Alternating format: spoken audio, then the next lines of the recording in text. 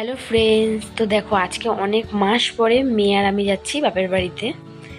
তো এই যে দুপুর দুপুর বেরিয়ে পড়েছিলাম। তো আগে হচ্ছে গঙ্গার ঘাটে গিয়ে পৌঁছাবো, তারপর ওই পাশ থেকে ট্রলার ধরে তারপর ওই পারে হচ্ছে পৌঁছাবো। তো দেখো এদিকে হচ্ছে গঙ্গার রাস্তা দিকে আমরা চলেই এসেছি প্রায়।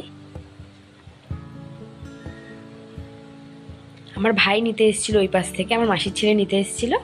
তারপরে এই যে আমরা ট্রলারে উঠে পড়েছি, দিয়ে ওই পারে যাব। তো দেখো আমি বিকেল বিকেল বেরিয়েছি, এত সুন্দর লাগছিল, সূর্য তখন হচ্ছে অস্ত যাচ্ছিল, তো খুব সুন্দর লাগছে দেখো।